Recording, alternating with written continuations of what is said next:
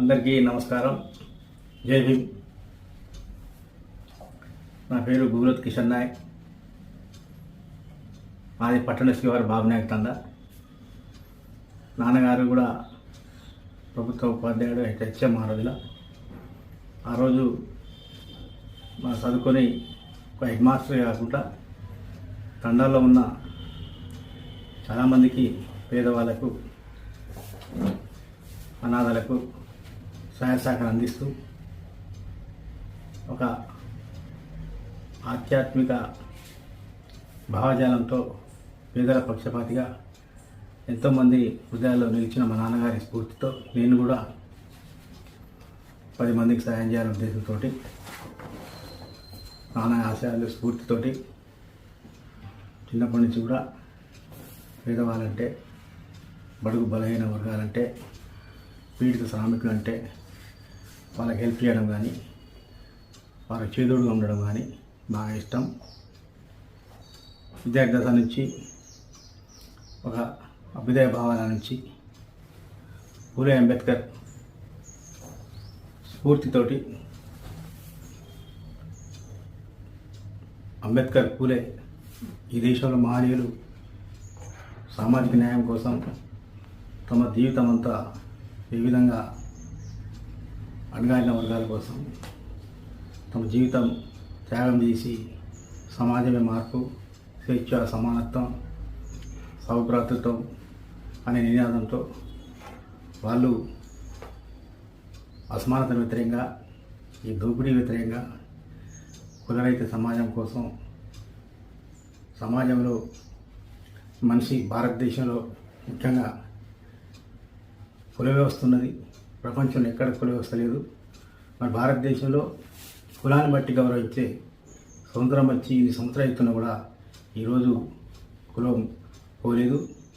కాబట్టి ఈ భారతదేశంలో విద్య అభివృద్ధి జరగాలంటే, కులం పోవాలంటే మహాత్మా జ్యోతిరావు పూలే, సావిత్రిబాయి పూలే, డాక్టర్ బిఆర్ అంబేద్కర్ మరి ఏ కళలు కన్నారో వాళ్ళ పుస్తకాలు, మహనీయుల పుస్తకాలు, వేల పుస్తకాలు చదివి గ్రామాల్లో అంబేద్కర్ పూలే ఆశయాలు, వసతి గృహాల్లో, అనేక గ్రామాల్లో మరి సెమినార్లు పెట్టడంతో పాటు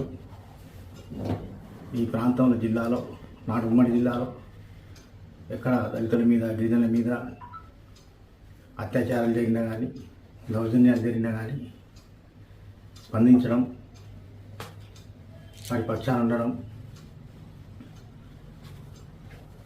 ఒకవైపు 89లో ఉద్యోగం వచ్చినప్పుడు ఉద్యోగం చేస్తూ ఇక్కడ పాఠశాలలో పనిచేసినా కానీ, ఆ పాఠశాలలో మౌలిక సదుపాయాలు కల్పించడం కాకుండా గ్రామంలో పేదలకు, అనాథలకు వాళ్ళ ఆర్థిక సాయం చేయడం, పాఠశాల డెవలప్ చేయడం, పెళ్లిగుండ తండా నుంచి చివరి జమళ్ళ పెళ్లి వరకు కూడా 35 సంవత్సరాల సర్వీస్లో ఉద్యోగం, వైపు ఉద్యోగం, రెండు వైపు సామాజిక సేవలు, పాఠశాలలో పేద పిల్లలకు విద్యా అభివృద్ధి చేయడం. ఎంతోమంది పిల్లలకు గురుకులాలు కానీ, ఏకలవ్యలో కానీ అనేక మంది, 40 మంది పైగా లాస్ట్ ఇయర్ 3 ఇయర్స్లో సీటు కల్పించడం జరిగింది ప్రత్యేక కోచింగ్ ద్వారా. అలాగే మహనీయుల పుస్తకాలు ప్రజాప్రతినిధుల దృష్టికి వాళ్ళకి తెలియపరచాలి. ఈ భారతదేశంలో రాజ్యాంగం రాసింది డాక్టర్ బాబాసాహెబ్ అంబేద్కర్ కాబట్టి అంబేద్కర్ మరి రాజ్యాంగంలో ఎలాంటి హక్కులు కల్పించారు, వాళ్ళు చేసిన కృషి ఏంది, ఆ తెలియడం కోసం పుస్తకాలు ప్రజాప్రతినిధుల దృష్టికి, అధికారుల దృష్టికి వాళ్ళ తీసుకుపోవడం జరిగింది. ముఖ్యంగా మేము కోరేది ఏంటంటే, ఫులే అంబేద్కర్, భగత్ సింగ్ ఈ దేశంలో వాళ్ళు కోరింది ఏంటంటే దోపిడీ లేని సమాజం, అసమానత లేని సమాజం, స్వేచ్ఛ సమానంగా ఉండాలి. ఆ ఆశయం కోసమే ఈ దేశంలో దోపిడీ లేని సమాజం కావాలి, ఈ దేశంలో అసమానత లేని సమాజం కావాలి, అంటరానితనం పోవాలి.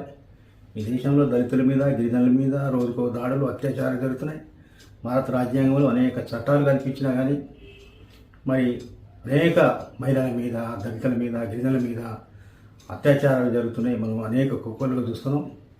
మరి ఇలాంటి అత్యాచారాలు దాడులు మరి వాటి ఆపడం కోసం ఎన్ని రోజులు ఉద్యోగంతో పాటు ఉద్యమాలు చేసినా ఇప్పుడు రిటైర్ అయినా కాబట్టి ఫుల్ టైం ఉద్యమాలు చేస్తా, గ్రామాలు వెళ్తా. ఆ రోజు కూడా గ్రామాలు అనేక గ్రామాలు వెళ్ళినా, 450 తండాలు తిరిగిన, తండాల్లో గిరిజన స్థితిగతుల మీద 95లో 2 సార్లు 6 మండలాలు తిరిగి రోడ్డు, విద్యుత్తు, వైద్యం అనేక కనీస సౌకర్యాలు లేని తండాలు సర్వే చేసి ఆ రోజున ప్రభుత్వ దృష్టికి తీసుకెళ్ళడం జరిగింది. గ్రామాల్లో హెల్త్ క్యాంప్ పెట్టడం జరిగింది, ఐ క్యాంప్ పెట్టడం జరిగింది, మందులు ఇవ్వడం జరిగింది. ప్రముఖ డాక్టర్లను 12 మంది డాక్టర్లు, ఒక క్యాంప్లో 12 మంది డాక్టర్లు తీసుకెళ్ళి మందులు ఇప్పడం జరిగింది. గ్రామంలో ఆ రోజు గుడంబ బాగా పేర్లై పాడుతుంటే గుడంబ వ్యతిరేక ప్రచారం చేయడం జరిగింది. ఆ రోజున విద్య గురించి, విద్యలో దళితులు గిరిజనులు వెనుకబడి ఉన్నారు కాబట్టి విద్య ప్రాముఖ్యత గురించి అవేర్నెస్ ప్రోగ్రాం అనేక మండలాలు తిరిగి గ్రామాలు వెళ్ళి గిరిజనులను దళితులను చదువుకోవాలి అని మోటివేట్ చేయడం జరిగింది. బాల్య వివాహాల మీద చిన్నప్పుడే వివాహాలు చేయడం, చిన్నప్పుడే పెళ్లి చేయడం వల్ల అనేక అనర్థాలు అవుతుంది కాబట్టి బాల్య వివాహాల మీద కూడా అనేక ప్రోగ్రామ్స్ గ్రామాల్లో తండాల్లో చేయడం జరిగింది.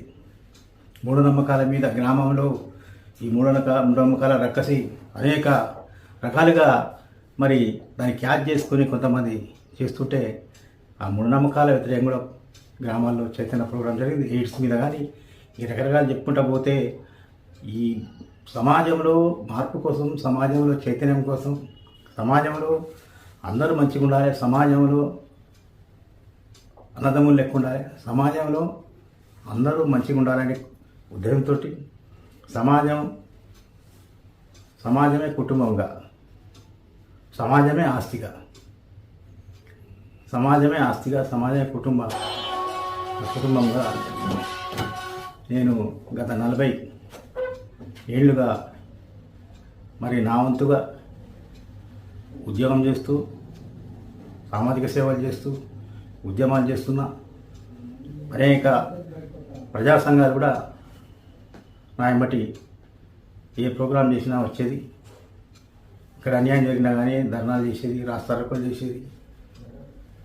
వాళ్ళకు న్యాయం చేయాలని ఎక్కడైతే అన్యాయం జరిగితే ఆడికి వెళ్ళేది. మేము ఆడికి వెళ్ళి పరిశీలించి పేదలు ఉంటే వాళ్ళకి సహకారం అందించేది.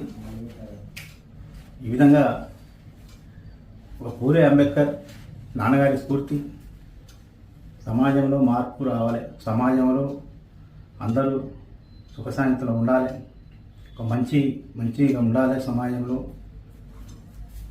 అని ఒక స్ఫూర్తితోటే ఇన్ని రోజులు చేస్తున్నా. ఇప్పుడు కూడా సమాజంలో ఒక్కటే కోరేది, ఇలా గిరిజనులు, ఆదివాసులు, అనేక ఈ అడవి తల్లిని నమ్ముకొని అడవిలో జీవిస్తున్న ఆదివాసులు కూడా జీవస్మరణ పోరాటాలు చేస్తున్నారు. ఒకవైపు కార్పొరేట్ సంస్థలు మరి ఖనిజ సంపాదన కోసం వాళ్ళని వెలగొట్టే పరిస్థితి ఏర్పడుతుంది. పొడి భూములను దున్నుకుంటున్న అనేక సంవత్సరాల నుంచి మన ఆదివాసులకు ఇప్పటివరకు ప్రభుత్వాలు పట్టాలు ఇవ్వకుండా అనేక సంఘటనలు జరిగినాయి. మరి ఆదివాసులు కానీ గిరిజనులకు కానీ లేదా అన్యాయం జరిగినప్పుడు ఆదివాసులు గిరిజనులకు అన్యాయం జరిగితే ఒక న్యాయం, అది డబ్బున్నోళ్ళకు అగ్రకులాలకు అన్యాయం జరిగితే ఒక న్యాయం జరుగుతుంది వ్యవస్థలో. కాబట్టి ఇక్కడ అందరూ సమానంగా ఉండాలి, అందరికీ సామాజిక న్యాయం జరగాలనే ఉద్దేశంతో మరి ఎక్కడైతే అన్యాయానికి గురవుతారో, ఎక్కడైతే దోపిడీకి గురవుతారో, ఎక్కడైతే మోసాలకు గురవుతారో వాళ్ళను చైతన్యపరచాలి. సమాజంలో అంబేద్కర్ వాదులు కానీ, పూలే వాదులు కానీ, దేశంలో సమాజ మార్పు కోరే వాళ్ళు అందరూ కూడా మరి ఇంకా ఇన్ని సంవత్సరాల నుంచి మనకు బడ్జెట్ వస్తున్నా కానీ ఎస్సీ ఎస్టీ ఉపనిధులు కానీ మరి అవి సక్రమంగా వచ్చేలా ముందు నేను ప్రయత్నం చేస్తా, పోరాటం చేస్తా. ఇంకా నేను ఒక టీచర్గా ఉండి సామాజిక కార్యక్రమాలు చేస్తుంటే ఆ రోజు నుంచి దాదాపు ఎంతోమంది నన్ను గుర్తించి టీచర్ ఉండి ఇన్ని సామాజిక కార్యక్రమాలు చేసి గ్రామాల్లో పోవడం, అవేర్నెస్ చేయడం, పిల్లలకు సహాయం చేయడం, పేదవాళ్ళకి సహాయం చేయడం, వలస కూలీలకు సహాయం చేయడం, ఈ విధంగా ఆదివారం వస్తే రోజంతా ప్రోగ్రామే చేసేది. ఒక ప్రోగ్రాం కాదు, ఖాళీగా ఉండకపోయేది. ఈరోజు కూడా సమాజమే కుటుంబం అనుకొని, సమాజమే ఆస్తి అనుకొని, మరి ఆ రోజు నుంచి 40 సంవత్సరాలు ఇప్పుడు ఉద్యోగాలు చేయబట్టి, సామాజిక సేవ చేయబట్టి